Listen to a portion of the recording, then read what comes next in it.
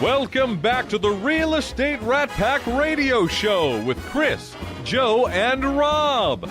The crew is taking your calls, so dial in at 1-800-808-5548. And welcome back to the Real Estate Rat Pack Show. We have a great show planned right now, and it's all about seniors and about what we can do in regards to our senior community, senior care, planning, trust, reverse mortgage, which we'll talk about right now. We want to hear from you, though. So if you have a question, give us a call, 800-808-5548. We have some great experts in the house. Rob, who's our next guest? And we have Mary Fox, who incidentally is with my company, Prudential Anderson Properties, and she's also an SRES designation, which is a senior real estate specialist. So welcome, Mary. Thank you very much. And so what we want to talk about is that, people are moving up, moving down, moving over, moving out. When you are working moving on up to the east side. Everybody breaks into song. Y'all are watching too much television. That's almost appropriate for our senior show. That was showing our age there. And so typically when you get contacted by somebody, and I'm going to say elderly, it really is anyone that's over 55 is considered in that age bracket. I was talking with some other people who do kind of that work, and people in their 70s and 80s, what are they doing right now? Well, each senior is different, and I think as a realtor, my job is to listen to them. Most of their home purchases have to deal with their lifestyle. They, even at 70, may still be in the workforce, so what they want is location and close to their job. But depending on their lifestyle is then we plan and see what kind of home purchase that suits them the best. Yeah, because 70 is the new 50, Oh, yes. Yes. So, Let's but that hope is so. true, because I remember my first memories of my grandparents who are now deceased. They were old. They acted old. They thought old. They were younger than I am now. So the lifestyles are changing. We talk a lot about real estate. People don't buy homes. They do buy a lifestyle. That is awesome. One of the things we have right now, we are a live show, so we take live phone calls. And right now we have Anatral, who's calling in. I hope I pronounced that right. How are you doing? Okay. Thanks for calling in. I guess you have a question you want to ask? Yes, I wanted to know if you guys have programs for first-time home buyers. I wanted to know more about your program and if you offered, let's see here, give me 1 second, programs for people who have been in the military. Okay, so are you looking DTA from a... and DTI programs, do you have that? Or MCC programs? So okay, from a financing perspective, yes. From as far as the programs do exist, we obviously love our veterans. An MCC, which is a mortgage credit certificate, is also available out there if you qualify and take the education courses for it.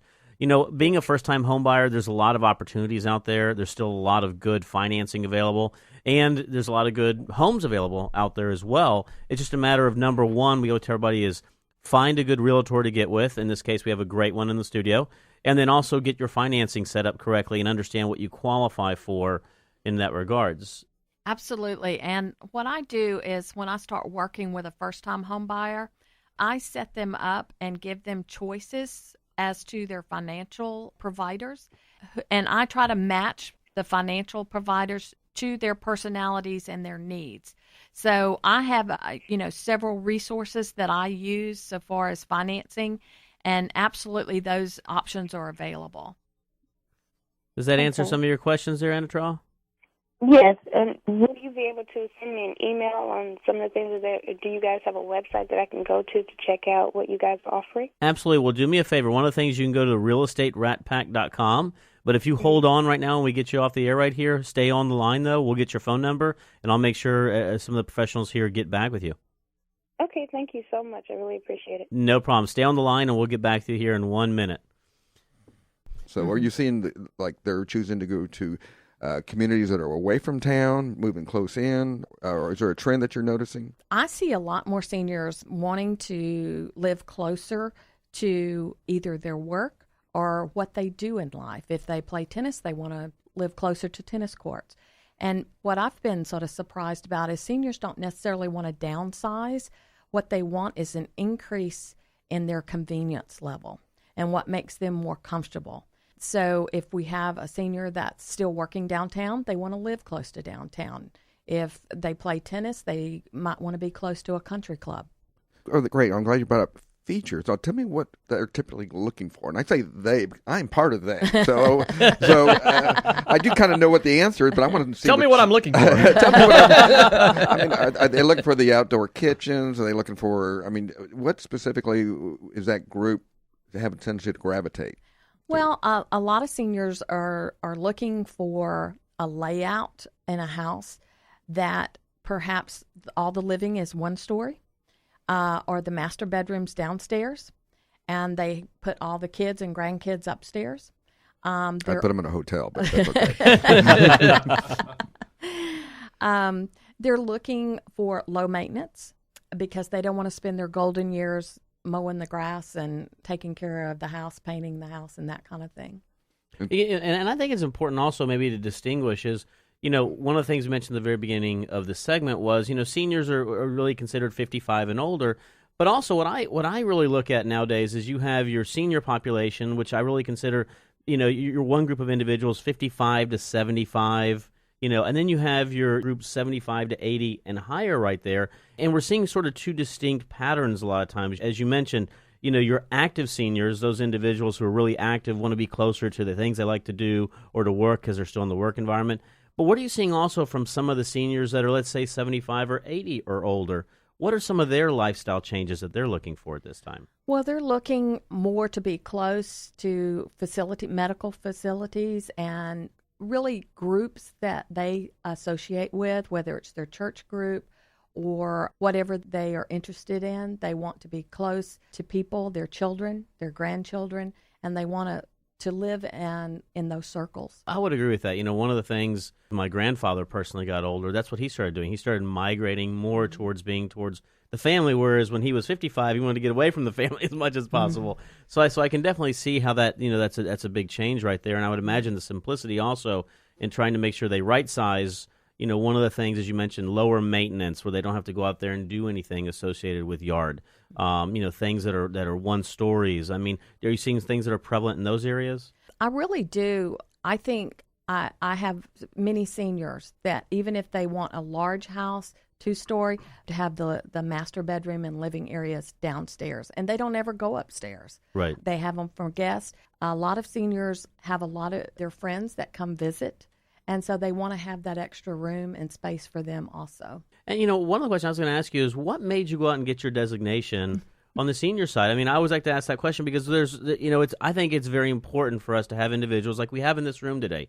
We have a lot of individuals whose sole focus is to take care of our senior population or to work in that area.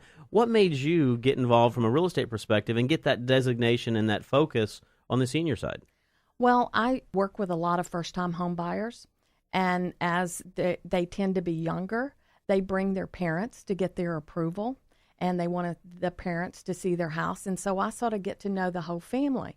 And so pretty soon I had the parents come to me and say, hey, we want to relocate. We want to buy a new house. Can you sell our old house? And we want to move here. And so I sort of get to know all the generations in a particular family. I'm friends with most of my clients, and so I get to know aunts and uncles, grandfathers, grandmothers, and their parents. And so as my business grew and I started helping all age groups, right, that I thought it would be a good thing to really look at their needs and what they're looking for. That is neat. And from a financing standpoint, and Chris or Mary, either one of you can answer this, when you go to go financing and somebody's 75 years old, what do they look at? Well, from a financing perspective, let me first and foremost start off is you cannot discriminate in reference to age, color, creed, religion, or sex, right? So an individual 75 years old can get a loan just like an individual who's 25 years old, as long as they qualify and have all their mediums. Now, one of the things we're going to be talking about in the next segment is financing. There's different options for financing, right? I mean, a lot of times you might own your home, and so a reverse mortgage, and we have our reverse mortgage specialist in here, is a very, very good way to look at things. But if you're still an active senior, if you're still an individual who can afford to buy a home, if you can prove your assets and your income and your ability to, generally speaking, repay, you're going to qualify like anyone. I mean, we qualify people that are 25 years old and people that are 90 years old. So it really has nothing to do with that. And like I said, no one in the industry should ever discriminate or bring age into that conversation, because number one, it's illegal, but number two is first and foremost, let's go there. But number two is that financing is available at all ages, as long as you make and what anybody cares about financing is the criteria to meet those needs has to be standard across the board, and as long as they do that, they're absolutely fine. If you were to give, it's kind of the same question I had for Kim earlier, the questions that we don't know to ask. Mm-hmm. If you had a senior that was looking at moving, perhaps the family home they've had for their lifetime, they're looking to downsize or they're looking to relocate, is there any advice that you would tell them to start off with? Would there be some specific questions you'd want to educate them on that they would know to ask their realtor or who they're working with? Some of the questions that I ask is I talk to them more about what they're doing in their life. And that gives me a lot of clues as to what properties to show them and what properties to stay away from. And I think a lot of my job as I'm talking to them and listening to them and their lifestyles changes and where they want to be in 5 years or 10 years, then that gives me a lot of information there. And my job is to listen and then to take it from there and look for properties that fit them. And each senior is different. And even the wife and the husband can be different. Maybe the husband's still working and the wife is not working outside the home right now. So she wants to be able to walk to restaurants and possibly walk to the grocery store. And the husband's still in the workforce. So that's not as important to him as it is to the wife. Mm. Do you ever see anybody that's already established a trust buy and sell through the trusts? I have not. I have seen more lately seniors buying cash and what they're doing, and it's very emotional for them to give up their home that they have lived in the majority of their life where their kids grew up. It's a very emotional experience, and when they sell that, they want to roll over those funds, and they really would like to not have so much mortgage over their head. And so I'm seeing a lot of them roll in and do either cash transactions or large down payments. Yeah, of course, in this market, cash is king, because I know when you're having multiple offers and you come in with a cash offer, you're in first place typically. Mm-hmm. So that's always good to have. One of the things that'd be interesting to see 50 years from now, and I'm saying this in a good way, is because the generation right now, our senior population of 80, let's say 80 to 90, they were accustomed to working at the same job for 50 years. They were accustomed to living in the same home for 50 years. And the new generation we have now that's coming up, our 20s and 30 years old, their generation now has moved homes multiple times. They've moved up. They've bought their first home, moved into their second home, into their third home. So it's interesting to see that generational change that sort of happened, whereas our truly senior population in that range that we mentioned are very emotional about the sale. And yet the younger generations, especially our 55-year-olds mentioned, they're absolutely fine with changing multiple times during their lifetime, especially above 55, because they're so used to it when they were young. It becomes, it's one of those things. It's interesting to see how our population is starting to change and how that's sort of impacting the area of real estate in our senior community. What I'm seeing now is that first-time home buyers, young professional men and women, they're now getting married and starting their family. So maybe 3 to 5 years ago, I sold them their first house, and now they're looking for a new house that will accommodate being married and having children. They're looking at school districts, which school districts were not important to them when they bought their first house because they were young and single. So I'm seeing that the younger generation, as you mentioned, is moving more times, and it's not as emotional to them as it is to, say, our parents or, our seniors. Well, Mary has one of the best attributes a realtor can have. Mary listens, and I can't tell you how important that is, and I can't tell you how many people don't understand that art. I applaud you because she's a great agent. She quietly goes about her business, very generous, and people gravitate to her because How do we get hold that. of you?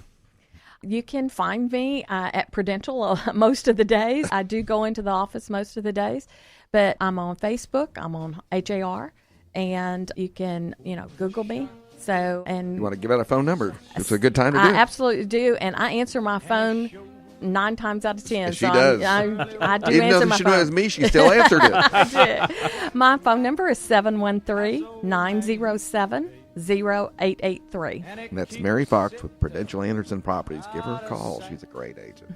We're coming up against time again. We're going to go on a break right now, but we'll be right back. Was that a fast 15 minutes? Scarlet billows start to spread. Fancy